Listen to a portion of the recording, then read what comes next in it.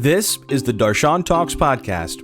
Regulatory guy, irregular podcast with host Darshan Kulkarni. You can find the show on Twitter at Darshan Talks or the show's website at darshantalks.com. Hundreds of stem cell clinics have popped up all over the US and in other countries in recent years.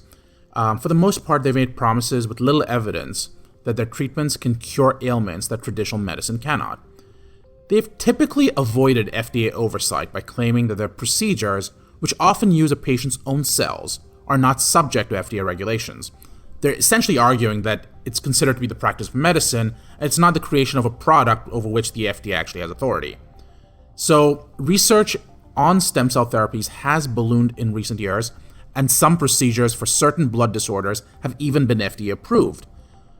But most actually remain unproven as far as the FDA is actually concerned.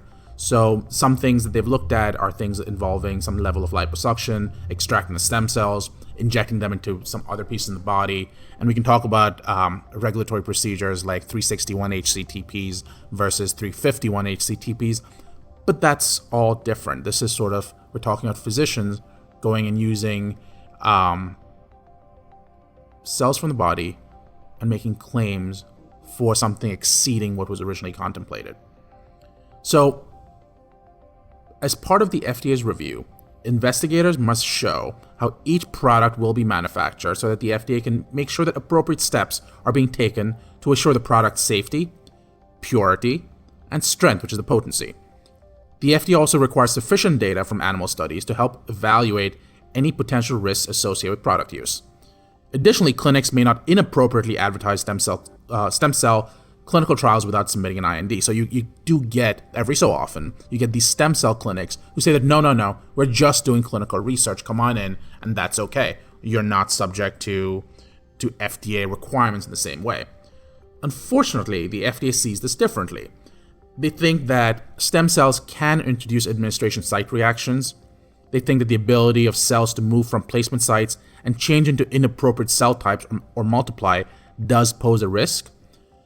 Every so often, there's the failure of cells to work as expected, and serious issues like the growth of tumors could occur. In a recent discontinued clinical trial conducted by US Stem Cell, 3 patients lost all or most of their sight. Afterwards, the patients saw university-based ophthalmologists for treatment, and those doctors published a report in March 2017 in the New England Journal of Medicine detailing the adverse effects of each individual and raising concerns about stem cell clinics. The FDA sent out a warning letter to US Stem Cells in August 2017 about marketing the unapproved products and violations to good manufacturing practices. The company didn't comply.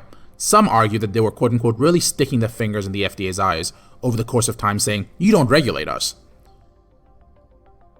On June 3rd, 2019, a judge, Ursula Ugnaro, and I apologize if I've mispronounced that, of the United States District Court for the Southern District of Florida, ruled that the US FDA is entitled to a permanent injunction against US Stem Cell, forcing the company to stop conducting those procedures using a particular technique that involves isolating stem cells from a client's fat.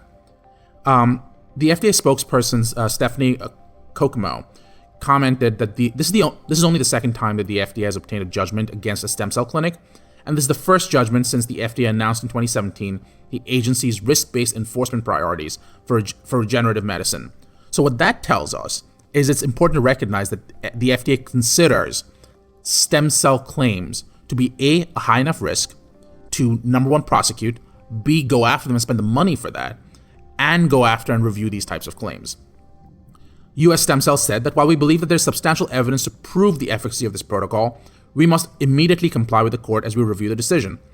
A spokeswoman told the New York Times that the company plans to continue offering stem cell treatments derived from other tissue. I expect that the FDA will be watching closely as this continues.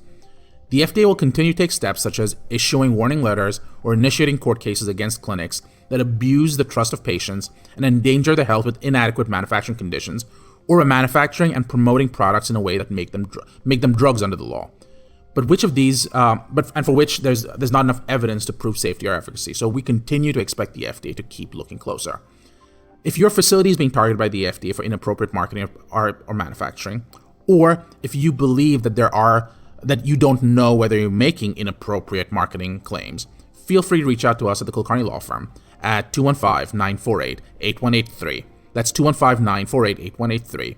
Or you can reach us via email at darshan@conformlaw.com, so you can reach me directly at darshan@conformlaw.com, or on Twitter at Darshan Talks, that's DARSHAN TALKS. I look forward to hearing from you. Thank you for listening to the Darshan Talks podcast, regulatory guy, irregular podcast with host Darshan Kulkarni. If you have any questions for Darshan, reach out via Twitter at Darshan Talks or the show's website at darshantalks.com.